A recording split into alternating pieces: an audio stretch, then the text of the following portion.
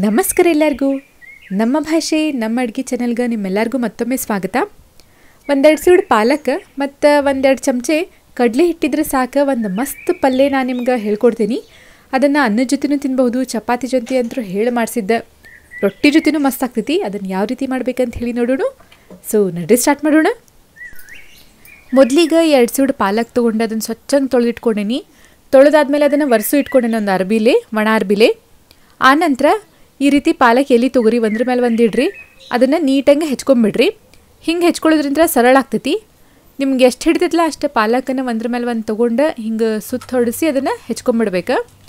ಆಮೇಲೆ ಅದ್ರದ್ದು ದಂಟು ಎಳೆದಿದ್ರೆ ಹಾಕ್ರಿ, ಅದು ರುಚಿ ಬರ್ತೈತಿ. ಭಾಳ ಬಲ್ತಿತ್ತಂದ್ರೆ ಹಾಕಕ್ಕೆ ಹೋಗ್ಬೇಡ್ರಿ. ಸಾರು ಒಳಗಾದ್ರೆ ನಾವು ಬಲ್ತಿದ್ದಿದ್ರು ಹಾಕಿದ್ರೆ ಚಲೋ ಆಗ್ತೈತಿ. ಈ ಪಲ್ಯಕ್ಕೆ ಅಷ್ಟು ಬಲ್ತಿದ್ದೆ ಚಲೋ ಆಗಂಗಿಲ್ಲ. ಈಗ ನಾನು ಎಲ್ಲ ಪಾಲಕ್ ಸೊಪ್ಪನ್ನ ಈ ರೀತಿ ಹೆಚ್ಕೊಳಕತ್ತೀನಿ. ಈಗ ಪಲ್ಯ ಮಾಡ್ಕೊಳ್ಳೋಣ. ಅದಕ್ಕೆ ಒಂದು ದಪ್ಪ ತಳದ ಭಾಂಡೆ ತೊಗೊರಿ. ನಾನಿಲ್ಲಿ ಮಣ್ಣಿನ ಭಾಂಡೆ ಇಟ್ಕೊಳತ್ತೀನಿ. ನಂತರ ಇದಕ್ಕೆ 1-2 ಚಮಚ ಅಷ್ಟು ಎಣ್ಣೆ ಹಾಕ್ಕೊಳ್ಳೋಣ. ನೀವು ಎಣ್ಣೆ ಹಾಕಿ ಇದನ್ನು ತಾಳಿಸಿ ಬೇಯಿಸ್ಕೊಳ್ಳೋದು ಬರ್ತೈತಿ, ಅಥವಾ ಡೈರೆಕ್ಟ್ ಬೇಯಿಸ್ಕೊಳಕ್ಕೂ ಬರ್ತೈತಿ. ಈ ರೀತಿ ಮಾಡೋದ್ರಿಂದ ಅದ್ರದ್ದು ಕಲರ್ ಚಲೋ ಬರ್ತೈತಿ. ನಾನು ಎಣ್ಣೆ ಹಾಕ್ಕೊಂಡು ಹೆಚ್ಚಿದ ಪಾಲಕ್ ಹಾಕಿ ಈ ರೀತಿ 1-2 ನಿಮಿಷದನ್ನ ಚಲೋತ್ನಂಗೆ ಎಣ್ಣೆ ಒಳಗೆ ಹುರ್ಕೊಳಕತ್ತೀನಿ. ಅದು ಹುರಿಯಾಕತ್ಕೊಳ್ಳಿ ಅದ್ರದ್ದು ಸೈಜ್ ಮತ್ತು ಕಲರ್ ಚೇಂಜ್ ಆಗ್ತೈತಿ. ಆನಂತರ 1 ಕಪ್ಪಷ್ಟು ನೀರು ಹಾಕ್ಕೊಳಕತ್ತೀನಿ. ಆಮೇಲೆ ಒಂದು ಸ್ವಲ್ಪ ಶೇಂಗಾ ಕಾಳು ಹಾಕೋದ್ರಿಂದ ಈ ಪಲ್ಯ ಒಳಗೆ ಭಾರಿ ಟೇಸ್ಟ್ ಬರ್ತೈತಿ. ನಿಮಗೆ ಸೇರಿದ್ರೆ ಹಾಕೋರಿಲ್ಲ ಅಂದ್ರೆ ಸ್ಕಿಪ್ ಮಾಡಬಹುದು. ಈಗ ಶೇಂಗಾ ಕಾಳು ಬೇಯಬೇಕು, ಪಾಲಕು ಬೇಯಬೇಕು, ಅಲ್ಲಿವರೆಗೂ ಇದನ್ನು ಚಲೋತ್ನಂಗೆ ಬೇಯಿಸ್ಕೊರಿ. ನಿಮಗೆ ಜಲ್ದಿ ಆಗಬೇಕಿತ್ತು ಅಂತಂದ್ರೆ ನೆನೆಸಿದ ಶೇಂಗಾ ಕಾಳು ಹಾಕ್ಬೋದು, ಜಲ್ದಿ ಬೇಯ್ತೈತಿ. ಈಗ 1-2 ಚಮಚ ಅಷ್ಟು ಕಡ್ಲೆ ಹಿಟ್ಟು ತೊಗೊಂಡೆ ನಾನು. ನಿಮಗೆ ಇದು ಪಲ್ಯ ಅಳಕಂಗೆ ಬೇಕಂದ್ರೆ ಕಡ್ಲೆ ಹಿಟ್ಟು ಪ್ರಮಾಣ ಜಾಸ್ತಿ ಹಾಕ್ರಿ. ಜಾಸ್ತಿ ಅಂತಂದ್ರೂ ಬರೀ 2 ಚಮಚ ಅಷ್ಟು. ಕಡಿಮೆ ಬೇಕು, ಗಟ್ಟಿ ಬೇಕು ಅಂತಂದ್ರೆ 1 ಚಮಚ ಅಷ್ಟು ಹಾಕ್ಬೇಕು. ಭಾಳ ಜಾಸ್ತಿ ಹಾಕಕ್ಕೆ ಹೋಗ್ಬೇಡ್ರಿ, ಅದರದ ಫ್ಲೇವರ್ ಸ್ಟ್ರಾಂಗ್ ಆಗಿಬಿಡ್ತೈತಿ. ಈಗ ನಮ್ಮದು ಪಾಲಕ್ ರೆಡಿ ಆಗೈತಿ, ಅಂದ್ರೆ ಚಲೋತ್ನಂಗೆ ಬೆಂದೈತಿ. ಇದ್ರದ್ದು ನೀರು ಸ್ವಲ್ಪ ತಕ್ಕೊಂಡು ಬಸದ ನಾನು ಪೂರ ಮ್ಯಾಶ್ ಮಾಡ್ಕೊಂಡ್ಬಿಡ್ತೀನಿ ಪಾಲಕನ್ನ.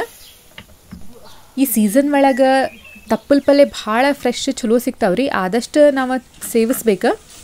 ಈಗ ನೀರು ಬಸದ ಅದನ್ನು ಸೈಡ್ ಇಟ್ಕೊರಿ, ಚಲಾಕ್ ಹೋಗ್ಬೇಡ್ರಿ ನೀರು ಬಸ್ದಿದ್ದು. ಈಗ ಮ್ಯಾಶ್ ಮಾಡ್ಕೊಳಕತ್ತೀನಿ. ಶೇಂಗಾ ಕಾಳೇನು ಮ್ಯಾಶ್ ಮಾಡ್ಕೊಳ್ಳೋದು ಅವಶ್ಯಕತೆ ಇಲ್ಲ, ಬರೀ ಪಾಲಕ್ ಅದು 1-2 ನಿಮಿಷ ಸಾಕಾಗ್ತೈತಿ ರೀ. ಬಿಸಿ ಬಿಸಿ ಇದ್ದಾಗ ಜಲ್ದಿ ಮ್ಯಾಶ್ ಆಗಿಬಿಡ್ತೈತಿದೆ. ಇನ್ನು ಒಗ್ಗರಣೆ ಹಾಕ್ಕೊಂಬಿಡೋಣ. ಒಗ್ಗರಣೆಗೆ 1-2 ಚಮಚ ಎಣ್ಣೆ ಹಾಕ್ಕೊಳಕತ್ತೀನಿ. ಎಣ್ಣೆ ಚಲೋತ್ನಂಗೆ ಕಾದಾದ್ಮೇಲೆ ಜೀರಿಗೆ ಹಾಕೋರಿ, ಸಣ್ಣಗೆ ಹೆಚ್ಚಿದ್ದ ಬೆಳ್ಳುಳ್ಳಿ, ಸ್ವಲ್ಪ ಹಸಿಮೆಣ್ಸಿನ್ಕಾಯಿ, ಖಾರಕ್ಕೆ ನಾ ಇಲ್ಲಿ ಖಾರ ಪುಡಿನೂ ಹಾಕ್ಕೊಳತ್ತೀನಿ, ಹಸಿಮೆಣ್ಸಿನ್ಕಾಯಿನೂ ಹಾಕ್ಕೊಳಕತ್ತೀನಿ. ಬೆಳ್ಳುಳ್ಳಿ ಸ್ವಲ್ಪ ಜಾಸ್ತಿ ಹಾಕೋರಿ. ಅದನ್ನು ಚಲೋತ್ನಂಗೆ ಎಣ್ಣೆ ಒಳಗೆ ಕೆಂಪಾಗೋವರೆಗೂ ಹುರ್ಕೋರಿ. ನಂತರ ಅದೇನು ಪಾಲಕ್ ಇಟ್ಟಿದ್ವಲ್ಲ ಆಮೇಲೆ ಕಡ್ಲೆ ಹಿಟ್ಟದ ನೀರು ಹಾಕಿ ಕಲಸಿದ್ವಲ್ಲ ಅದನ್ನು ಹಾಕ್ಕೊಳತ್ತೀನಿ. ಈ ರೀತಿ ಮಾಡೋದ್ರಿಂದ ಗಂಟಾಗಂಗಿಲ್ಲ. ನೀವು ಡೈರೆಕ್ಟ್ ಕಡ್ಲೆ ಹಿಟ್ಟು ಹಾಕಿದ್ರೆ ಗಂಟಾಗೋ ಚಾನ್ಸಸ್ ಇರ್ತಾವೆ. ನಂತರ ನಿಮ್ಗೆ ಎಷ್ಟು ಅಳಕ್ಕೆ ಬೇಕಲ್ಲ ಪಲ್ಯ ಅಷ್ಟು ನೀರು ಹಾಕೋರಿ. ಇಲ್ಲೊಂದು ಸ್ವಲ್ಪ ನೀರು ಹಾಕ್ಕೊಳ್ಳೇಬೇಕಾಗ್ತೈತಿ, ಯಾಕಂದ್ರೆ ಕಡ್ಲೆ ಹಿಟ್ಟು ಬೇಯಬೇಕು. ನಂತರ ರುಚಿಗೆ ತಕ್ಕಷ್ಟು ಉಪ್ಪು ಹಾಕ್ಕೊಳಕತ್ತೀನಿ. ಆಮೇಲೆ ಒಂದು ಸ್ವಲ್ಪ ಬೆಲ್ಲ, ಖಾರ ಪುಡಿ, ಇಲ್ಲಿ ಖಾರ ಪುಡಿ ಯೂಸ್ ಮಾಡಿರಿ. ಆಮೇಲೆ ಹುಣಸೆಹಣ್ಣು ರಸನೂ ಸ್ವಲ್ಪ ಜಾಸ್ತಿನೇ ಹಾಕೋಬೇಕಾಗ್ತೈತಿ, ಯಾಕಂದ್ರೆ ಟೊಮೆಟೊ ಏನು ಹಾಕಾಕತ್ತಿಲ್ಲ ಹುಳಿಗೆ. ಹುಣಸೆಹಣ್ಣು, ಬೆಲ್ಲ, ಖಾರ ಎಲ್ಲ ನೀಟಾಗಿ ಬೇಯಬೇಕು. ಉಪ್ಪು, ಹುಳಿ, ಖಾರ ಎಲ್ಲ ಹಾಕಿದ್ಮೇಲೆ 1-2 ನಿಮಿಷ ಬೇಯಾಗಿಬಿಡ್ರಿ. ನಂತರ ಮ್ಯಾಗ ಒಂದು ಸ್ವಲ್ಪ ಗರಂ ಮಸಾಲೆ ಹಾಕೋರಿ, 1 ಚಿಟಿಕೆ ಅಷ್ಟು. ಈಗ ನಿಮ್ಗೇನಾರ ಮಸಾಲೆ ಹೆಚ್ಚು ಕಡಿಮೆ ಇದ್ರೆ ಈಗ ಅಡ್ಜಸ್ಟ್ ಮಾಡ್ಕೋಬೋದು, ಅಂದರೆ ಉಪ್ಪು, ಹುಳಿ, ಖಾರ ಎಲ್ಲ. ಸ್ವಲ್ಪ ಇನ್ನೊಂದು ಸ್ವಲ್ಪ ನೀರು ಹಾಕ್ಕೊಂಡೆ ನಾನು, ಇನ್ನೊಂದು ಸ್ವಲ್ಪ ಬೇಯಕ್ಕೆ. ಇನ್ನೂ ಕಡ್ಲೆ ಹಿಟ್ಟು ಬೆಂದಿರಲಿಲ್ಲ. ಈಗ ಇದನ್ನು ಚಲೋತ್ನಂಗೆ ನಾವು ಬೇಯಿಸ್ಕೊಳ್ಳೋಣ. ಆವಾಗವಾಗ ಚಮಚಲ್ಲೇ ಕೈ ಆಡಿಸ್ಕೋತಿರ್ರಿ, ತಳ ಹತ್ತಬಾರ್ದು. ಆಮೇಲೆ ಈ ಪಲ್ಯ ಒಳಗೆ ಕಡ್ಲೆ ಹಿಟ್ಟಿಂದ ಮತ್ತು ಪಾಲಕಿನ ಪ್ರಮಾಣ ಕರೆಕ್ಟಾಗಿರ್ಬೇಕು ರೀ. ಈಗ ಕಡ್ಲೆ ಹಿಟ್ಟೆ ಜಾಸ್ತಿ ಆಯ್ತು ಅಂತಂದ್ರೆ ಪಾಲಕಿನ ಫ್ಲೇವರ್ ಹೋಗಿಬಿಡ್ತೈತಿ. ಇದನ್ನು ಚೆಂದಾಗಿ ನೀವು ಅಡ್ಜಸ್ಟ್ ಮಾಡ್ಕೋಬೇಕಾಗ್ತೈತಿ.